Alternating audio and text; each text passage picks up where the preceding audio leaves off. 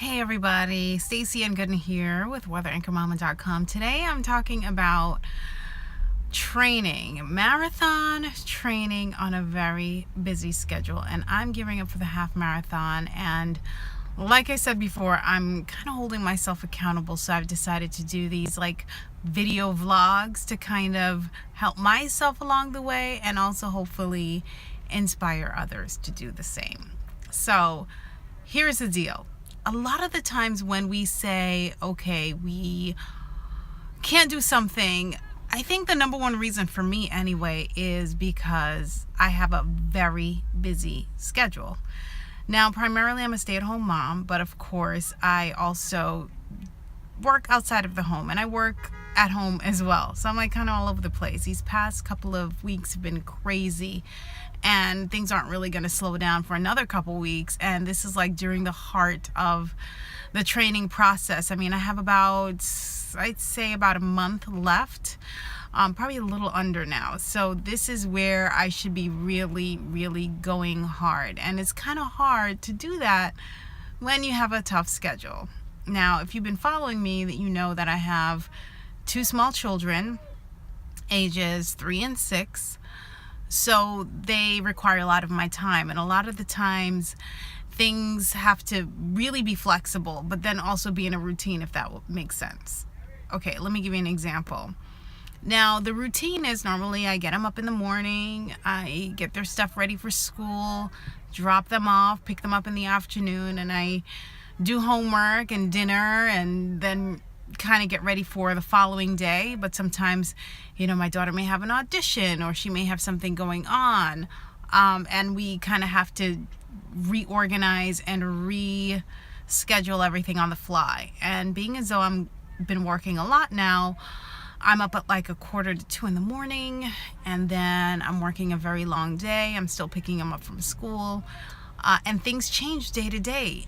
I mean, you always kind of have to be prepared. So when that happens here are just a few tips that have helped me along, is just to A, hold myself accountable, B, set a schedule.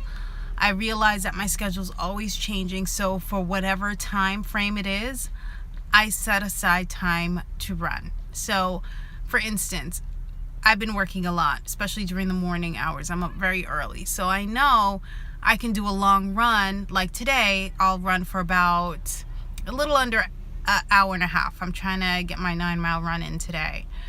So I'll get that out of the way so I don't have to deal with it during the week when I'm super exhausted and don't have any time. So I'll do that on a Saturday or Sunday, and then come Monday, I like to take a nice break. Monday's when I kind of regroup and just get my mind back to where it is. And then Tuesday, I may do something light, like 3 or 4 miles for the day. Keep it really light because my body's still kind of sore and I'm still kind of like tired from, getting up early, running, and so on and so forth. And then Wednesday, I kind of push myself a little bit. I may do like maybe 5 or 6 miles. And then Thursday, I may do something light, and Friday, nothing, or maybe like some Zumba, lightweight training or something. And that's pretty much it. That's what I like to do. And that's when I'm working. If I'm not working, I may change things around a little bit. But the interesting thing is that sometimes life throws you curveballs, like my daughter getting sick and having a fever. So I know, like, oh man, there's a monkey wrench in our plan. So we kind of have to tweak things as we go and change and so on and so forth. So we managed to do that. So I'm not saying it's easy, because it's not. I mean, there are times when I'm like, okay, how am I going to do this? But it can be done, especially if you're on a busy schedule. The key is to A, plan. I mean, there's nothing like planning and writing things down. You have to. Otherwise, you're totally screwed. Like, you're not going to get things done. And, you really do have to hold yourself accountable. I like to keep a little journal of all the miles that I've been doing and just staying on track. My goal is, hey, I just want to get through this race. I want to beat my time last year. And that's it. When I'm done, I feel great, although to get there has been I wouldn't say hassle, but it's been a chore. It's been challenging, but it's a good challenge. I think you kind of have to do this for yourself and also know that the payoff is good. For me, my kids see me staying healthy, staying fit. Fitness for me and healthy foods have been so important. It always has been. I've always been an athlete, never a runner, but I've always played sports growing up. So for me, being as though I can't play any organized sports right now, I like to just do something that makes me happy and that I can actually do on my own and don't require, a lot of assistance. So there you go.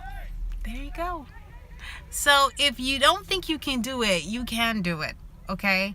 And whether you're looking to complete a marathon, just keep your eye on the prize and just be honest with yourself. For me, the first time around, this is the third time I'm doing this.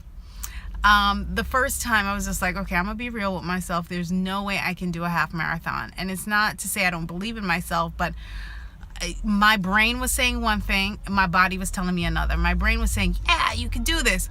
But my body was telling me something different.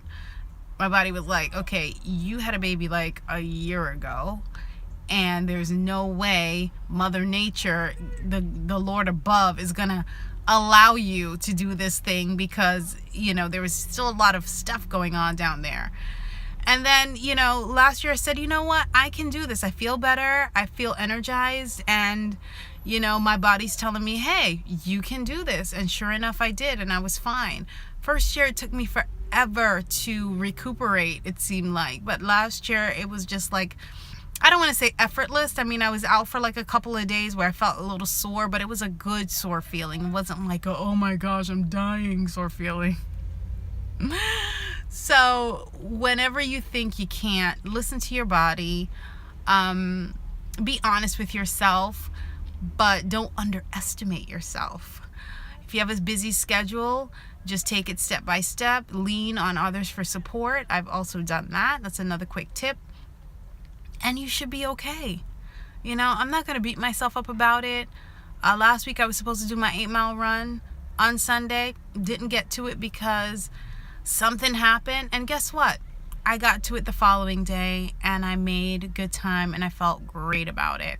So I just wanted to share that with you. My next video, I think I'm going to be talking about foods that energize, because certainly you're definitely going to need a lot of energy when you're racing, and that's a tricky subject for me because I do have a lot of sensitivity to a lot of foods, so I have to really be careful what I eat. So we'll talk about that in the next YouTube video, so be sure to stick around for that. Thanks guys so much for sticking around. Sorry I haven't been live streaming. My connection's just been bad, and that's why I decided to do a round 2, because the last one got cut off like after 3 minutes, so sorry about that. Anyway, I will see you.